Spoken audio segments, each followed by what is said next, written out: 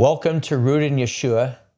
I'm Robert Lee, and I want to share with you a topic that actually is something that I learned as a young man, work ethic.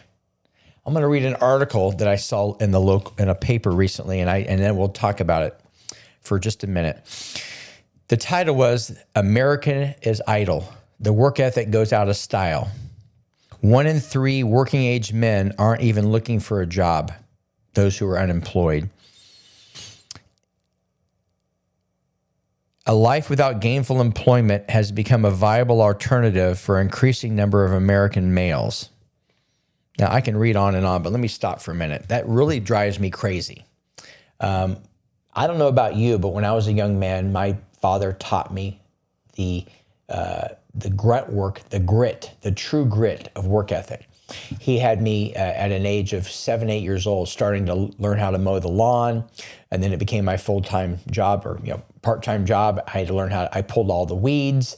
I did all the art. My dad would supervise and say, well, if you don't learn it now, you're never going to learn it. So we had chores. We didn't get an allowance back then, by the way. And we had all these things to do, but I kept thinking, why am I doing this? And my dad's like, well, because I want you to learn that life is not free and you have to work for stuff. Now, he would bless us with $10 here and an ice cream cone and go out and get pizza and all that kind of stuff, or go to a movie or whatever. But he was instilling in me that things take effort. If you want success in life, you must have effort. He taught me how to write goals. He taught me how to achieve goals. He taught me how to never quit, never give up. All those mantras we've all heard. The Bible has something to say about it.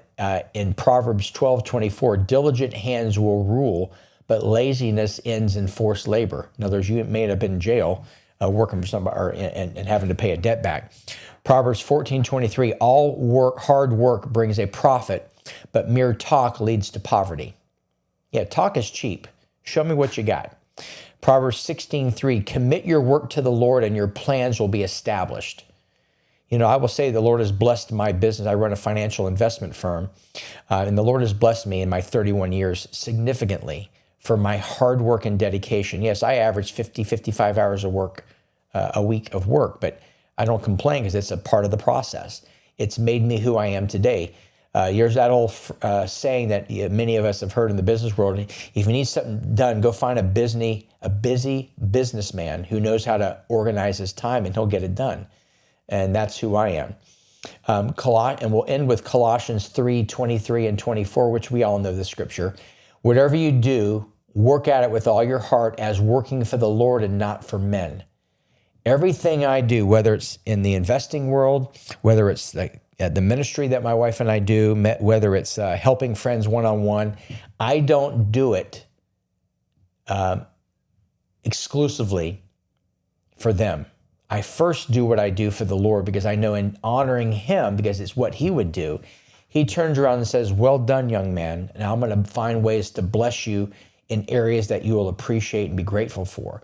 Yes, I enjoy helping friends move. I probably helped over 150 to 200 friends move in my young 57 years of life, and I actually love doing it because I love seeing the excitement of the couple or the friend when he gets his new house or whatever the case might be, and the joy of the spouse putting all the furniture together, and the rooms and all that good stuff. I enjoy that change for them. But again, it's nice to get a pat on the back. Hey, thanks, Rob. Appreciate you coming by. But the more important thing is to see them happy and see them enjoying what God has blessed them with.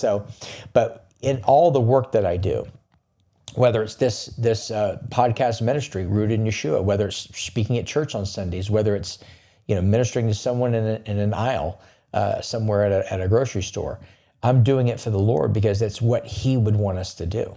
It's honoring him with our time, talent, and treasure.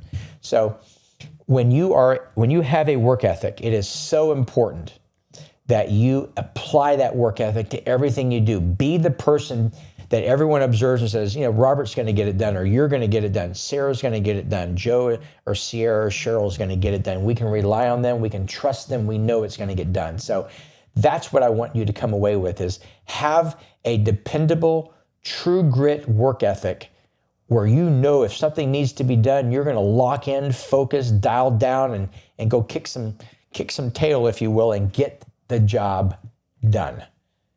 but yet God gets the glory and the honor for it.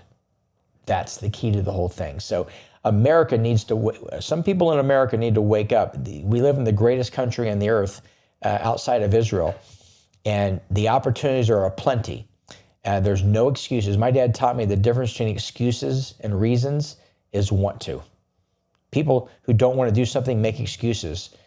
Now, someone who wants to get something done, but there's a road blockage, okay, there's a reason for that, but we find a workaround. We get the job done.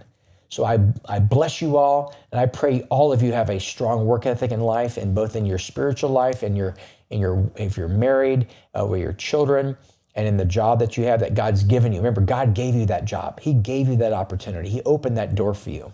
So go do all you do unto the Lord. Shalom.